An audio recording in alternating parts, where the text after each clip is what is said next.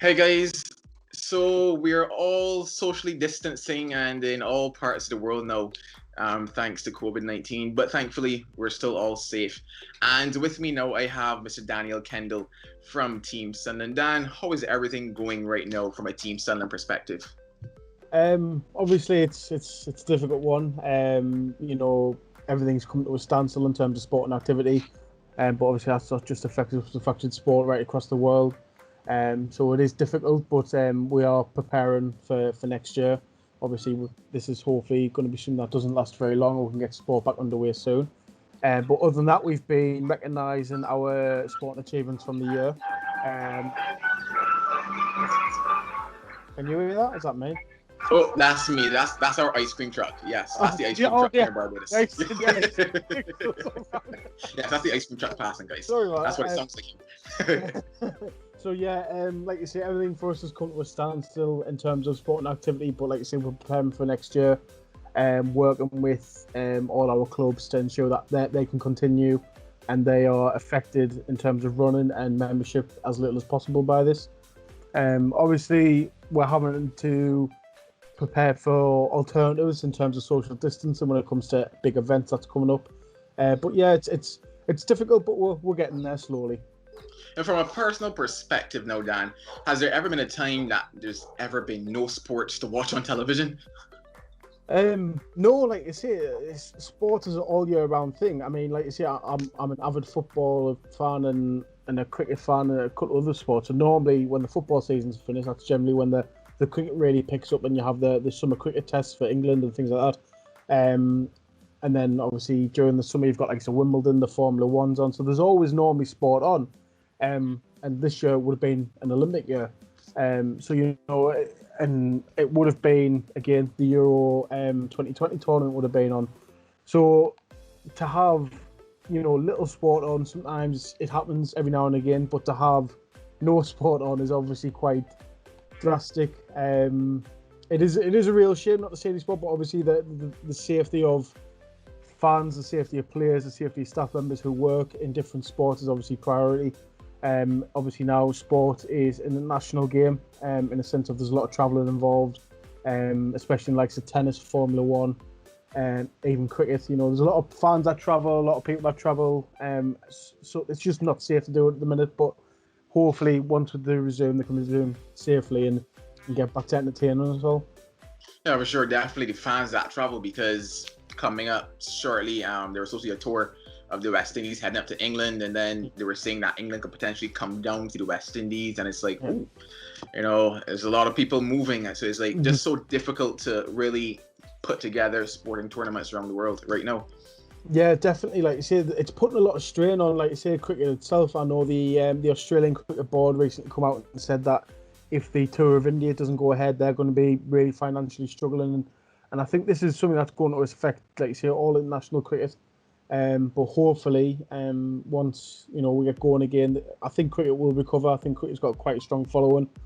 So I would like to think, especially like you say, we're down in the Caribbean, there's obviously a big cricket vibe, cricket atmosphere there. So I would like to think that will recover, and hopefully we can get tours and everything back underway. Because I think after this, we'll all need a holiday at the Caribbean. We welcome you. But yeah, so like for students like myself, it would have been our last year, so we didn't get a chance to really get and have it in terms of bucks and what's not. But for those students who will be continuing on, what kind of advice would you have for them now in this kind of a period? Basically, just to prepare as normal for the upcoming year. For students who are new to the university, not quite sure what BUCS is. It's the British University and Sports Colleges League. It's essentially the governing body of university sports. It runs all the sports in the university, and it's kind of it runs throughout the year between September and some throughout the summer with likes of cricket and things like that. But unfortunately, like you say, it's come to a standstill early this year. But we're planning for it to go ahead. But at the same time, we're working with national government bodies in the UK and BUCS just to ensure that if it can't go ahead immediately, when it can go ahead, and if it's safe to do so. So we're preparing for it to go ahead, but obviously we're also preparing that changes may need to be made. Yeah, and then as you mentioned, like for the new students who are potentially, should things really get going ahead now later, let's say with the September term, what can they look forward to in terms of activities with Team Sunderland? Well, we're hoping, like you said, all our clubs will be back together.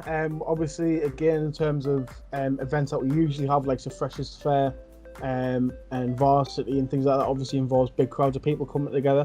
But we are looking to adapt them so that we can still get the benefit out there to students of what's available to Team Sunderland. Again, a wide range of sports, which I know, Joel, you've been involved in yourself in terms of cricket. We've got football, athletics, rowing, rugby. Oh God, it goes on. Trampolining, we've got archery, we've got dancing, we've got pole fitness, we've got trampoline. I think I've already mentioned trampoline. We've got netball, we've got volleyball. You know, the list goes on. You know, there's a wide range of sports there for everyone to take part in. But obviously, again, you know, if you are interested, you know, look us up on social media, just under Team Sunderland. We are there. If you've got any questions, a lot of people do, and a lot of people don't ask them. I think now more than ever is a prime time to do research into the university you're going to. And so, you know, check out every service that's available. Don't be afraid to ask questions. For sure. Like you mentioned, like cricket for me, I was looking forward to getting outdoors. Like I was freezing indoors, so I was just, you know, wondering what life would have been like playing the outdoor cricket. But for sure, it is a very trying time for athletes, for all university students, for people all around the world, to be honest. So, you know, any last words that you want to mention on behalf of Team Sunderland?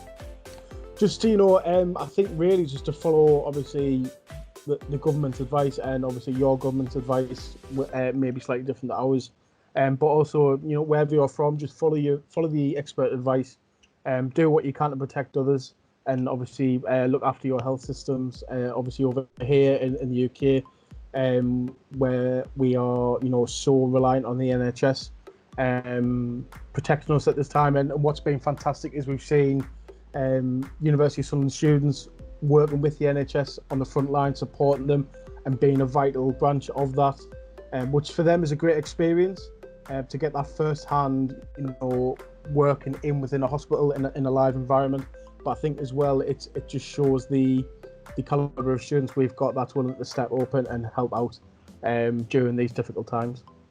Yeah, for sure. So guys, just honestly listen to all of your healthcare providers and be sure to stay safe, because we all want to be back outside very shortly. Yes, we do. Thanks a lot for joining me, Dan, and stay safe and all the best. Yes, same to you. Like you say, it's been lovely speaking to you again, Joel. Get a haircut, will you? Eventually. Thank you very much, Joel. No problem.